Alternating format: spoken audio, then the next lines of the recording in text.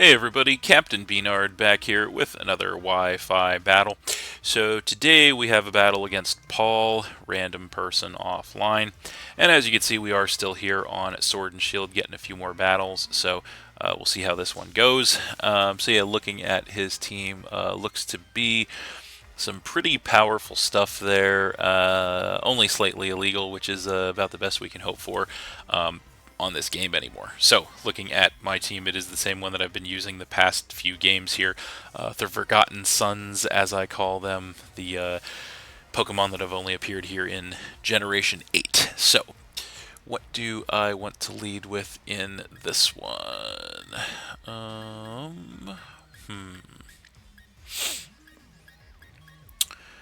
That is a good question. You know, I think we're going to go with the Surfetched. We'll go with the Surfetched in this one.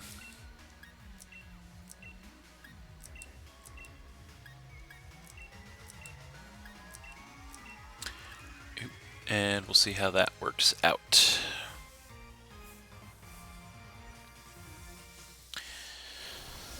So, let's see what we can do here.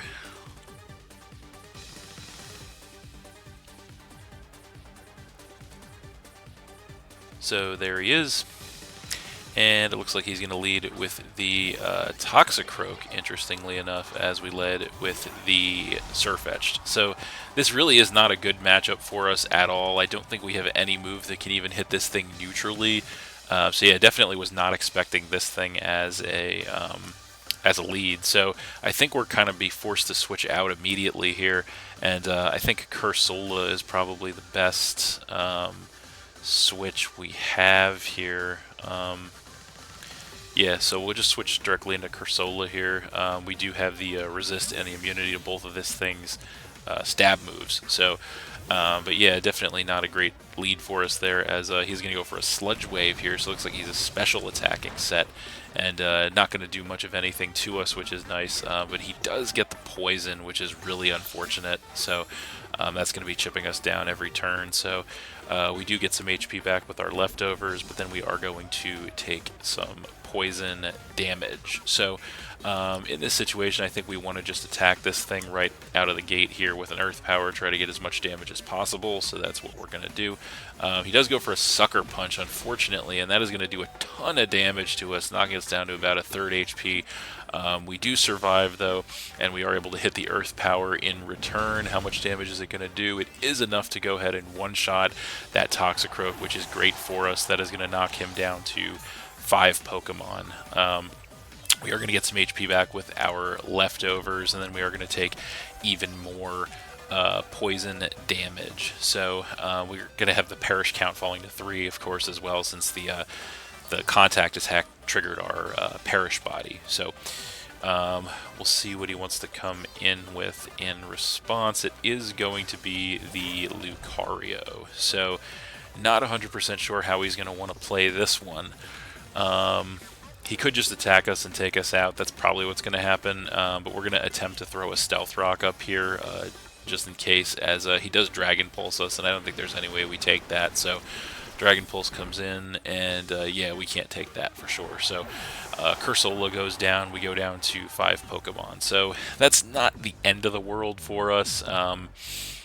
We do have options when facing this thing down. So question is, what option do we want to use? And I do actually think that the Scorch is probably the best option here. We do have a resistance to both of this thing's stab moves, so I'm going to come in with the Scorch, and he does have some switches into this thing, so how do we want to play this is the question.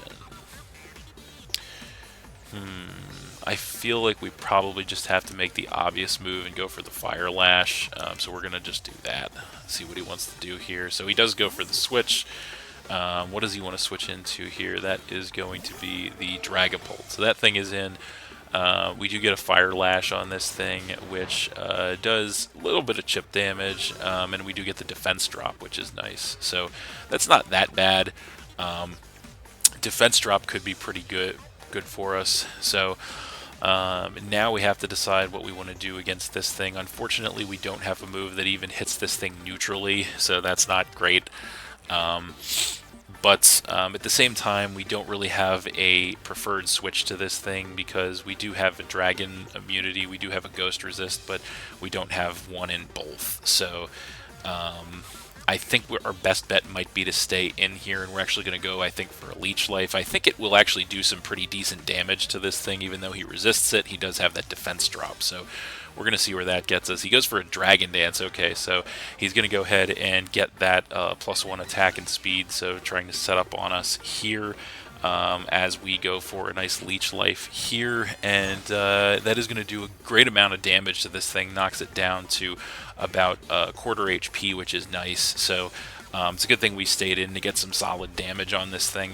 But now we have to think about, since this thing is at +1 physical attack and speed, how we want to try and handle it. So I don't know if we can actually take an attack with Scorch from this thing. We could bust out our Dynamax to try and hit this thing. That is a possibility.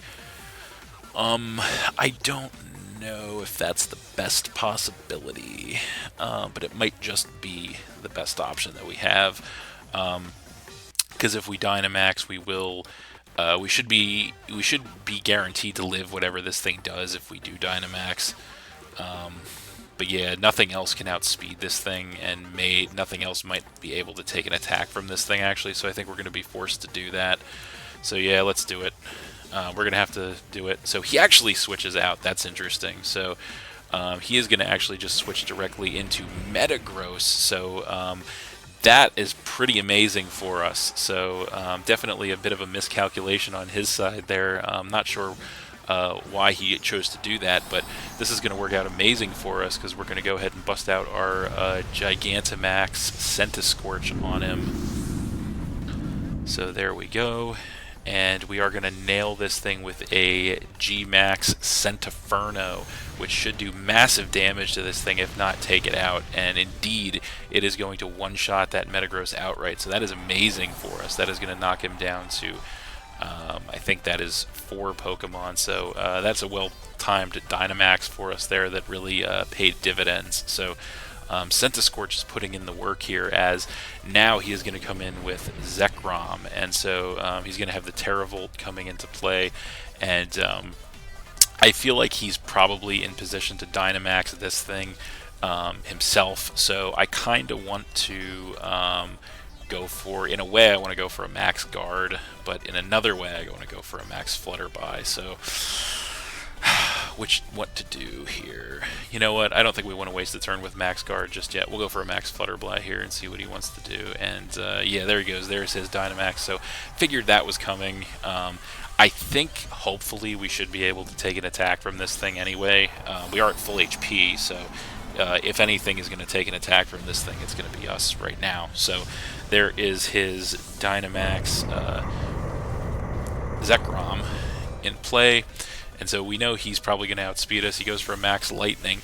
Can we take that is the question. Yeah, we do actually easily take it. It's not even a 2-shot KO, so the bulk of our Scorch is going to come into play there. He's going to go ahead and set the electric terrain on the battlefield as we go for a nice Max Flutterby here, and that is going to nail this thing. It takes it down by a little less than half as well, so not even a 2-shot KO there. It does drop his special attack, which is pretty nice, and then we are going to get some HP back with our leftovers. So in this situation, I'm not 100% sure what I want to do. I almost kind of want to just Max Guard because I want to waste another turn of his Dynamax and stall out another turn of leftovers recovery. Alternatively, we could go for that Centiferno to be getting that residual fire damage on him as well. So those are, I mean, we could also Max Flutterby for max damage output. So not 100% sure how we want to play this here. Do we want max damage output, residual damage, or to stall a turn? Good question. I think we want max damage output, actually, the more I think about it. So let's Max Flutterby again. Yeah, we'll do that. So he does go for another Max Lightning here. And we do take that barely. In the red we survive, and we're going to go for another max Flutterby on him here. So just trading big shots here knocks him down to about a quarter HP as well. And yeah, going to drop his special attack even farther. I don't think that matters because I think these things are usually physical. So we are going to get some HP back with our leftovers once more, and then unfortunately our Dynamax is going to expire before his. So we go back to regular Scentiscorch here, and unfortunately, we're not going to be able to take another attack from him, that's for sure. So we're just going to click Leech Life here, but it's not going to matter, as he is going to go for a max Wormwind this time around, and that will definitely finish us off. So Scentiscorch goes down there as we go down to, I believe, 4 Pokemon, but definitely did a nice job in this one. So I think the plan here has to be to come in with Surfetched, so that's what we're going to do, as his Dynamax should be done as well. So there is the Surfetched, and his Dynamax is over as well, which is good news. That is going to leave this Zekrom in prime position, hopefully to be picked off by Max Attack First Impression here, so we're going to attempt to make that happen with the Surfetched, and hopefully that will work out in our favor. So we will see, as he actually is going to, fearing the First Impression, perhaps switch the Zekrom out into the Gengar, so that's a pretty smart play on his part. We go for a First Impression on the Gengar, and that is not going to do too much damage to this thing, unfortunately. Cursed Body actually going to disable the First Impression as well, so that is pretty smart on his side. I think what we want to do in this situation is we actually want to stay in and go for the knockoff on this Gengar. Hopefully it will take it out. We are actually max HP with Assault Vest. He busts out a Psychic, though, interestingly enough. Nails us with a Psychic, drops us by about 50%. But we do take it, go for the knockoff in return. And that is just going to go ahead and take that Gengar out, which is pretty amazing for us, and knock him down to 3 Pokemon, so that is pretty good for us. So Gengar is down, so that's nice, and Surfetched once again putting in some work here, as now he is going to come in with the Dragapult, and so I do not want to stay in on this matchup because I feel like Surfetched is going to be pretty valuable in the end game for perhaps picking that Zekrom off. So I kind of want to save that. I mean, it could also get some damage on this thing if need be. We don't really have a great switch to this thing, but at the same time, we need to get Surfetched out of here, I think. So he's got the Dragapult, he's got, which is chipped, the Lucario, which is chipped, and the Zekrom, which is also chipped. So I think we just switch into the Thievul as fodder here, because I don't believe that it outspeeds any of his remaining Pokemon, and I think just gets one-shot by all of them, unfortunately. So once again, I think our Thievul has to be the sacrificial lamb, so to speak, as we switch that thing in, although maybe not, because he actually goes for a Phantom Force, interestingly enough. So since we do resist the Ghost attack, we might actually be able to live this with Thievul. So I say we just go for the Dark Pulse here. That's what we're going to do. And we do get hit with the Phantom Force, but we do take it. It takes us down by a little less than 50%. So despite not having the best defenses, Thievul takes it, goes for the Dark Pulse in return, and that is going to be enough to finish that Dragapult off, knocking him down to 2. So Thievul actually is putting some work in here in this game, which is pretty nice for us. So definitely unexpected, but we'll take it, as now the Lucario comes in, and actually Lucario is not chipped. That's my bad. I thought it was, but it was not. So Lucario is in here, and I think that our best bet here, he doesn't know we're choice locked into Dark Pulse, so I don't want to give him an opportunity to set up here.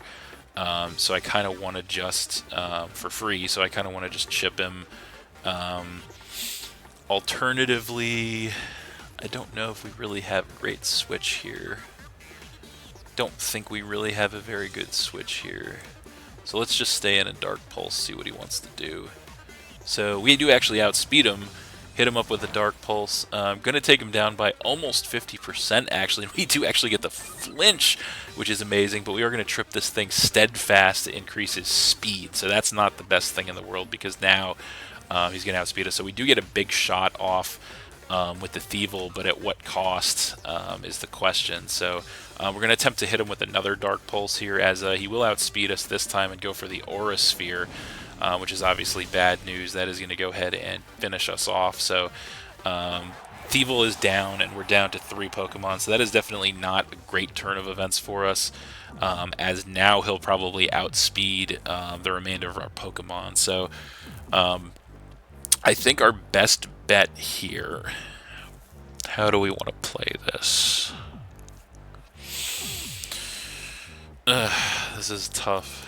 Do we bank on the Surfetch'd living and attack from this thing? You know, I feel like we do, because I feel like with an Assault Vest, Surfetch'd should take an attack from this thing. So we're gonna come in with Surfetch'd, and we're gonna go ahead and close combat. That's what we're gonna do. And I hope we should take a special attack from this thing. So he actually Swords Dances, so he's another mix set, so getting extremely greedy there. Goes for a Swords Dance, but we are going to go ahead and hit him with a close combat to make him pay for that greed, which is going to go ahead and finish Lucario off from that range easily and knock him down to just 1 Pokemon. So that is pretty amazing. So Surfetch'd once again doing a great job, as now his last Pokemon is the Zekrom. He's going to come in with that. Got the Terravolt coming back into play here. And so I think what we want to do is we're going to go ahead and switch our Surfetch'd out to save it for a first impression. We're just going to switch the Boltund in here. This may very well end up just being a sacrifice play, but we need to get Surfetch'd out of there so we can reuse first impression. So we're going to come in with the Boltund. This thing is going to go for a Fusion Bolt, though, which is a resisted hit. So how much damage is it doing? It does do a little less than 50% to the Boltund, but we do actually take it, which is amazing. And if we can outspeed this thing with Boltund, we might be in position to actually take it out with a Psychic Fang. So we're going to try to do that. And we do indeed outspeed it with max speed. Go for that Psychic Fang. Max Attack Choice Banded, Strong Jaw boosted, will finish off that Zekrom, and that is game. So we are going to win that one 3-0 against Paul, but that was a really solid match, actually. Pretty competitive affair there, honestly. We'll go ahead and grab his league card, and we'll go ahead and quit as well. But yeah, that was a pretty solid game, top to bottom. Honestly, pretty fun one. So that's going to do it for this one. Thanks for watching again, everybody. Hope you all enjoyed. Please hit that like button, leave a comment, and/or subscribe if you did enjoy, and stay tuned for more new battles in the future. Also, this is going to be the last match that I post with this team here on Sword and Shield. I did have fun coming back here and using this team of Pokemon here that debuted in Generation 8 and have only been in Generation 8 Sword and Shield, but I am going to be putting them to the side for now. However, this does not mean that I am done with Sword and Shield, because I think I want to go ahead and make a little more of a type balanced team here on Sword and Shield and have a few battles with that, because while it was fun to use this team, it was not very easy to use it because it was not the most type balanced. So I do want to make something that's a little more balanced and competitive, and use that for a few games here on Sword and Shield. And also there are a few old rivals here that have been clamoring for some matches here against yours truly, the captain, so we're going to see if we can make some of those happen as well. So some pretty exciting stuff to look forward to here on our return to Sword and Shield. So yes, coming up next time, we're going to be getting into all of that. So stay tuned for that. That's it, and we'll see you next time.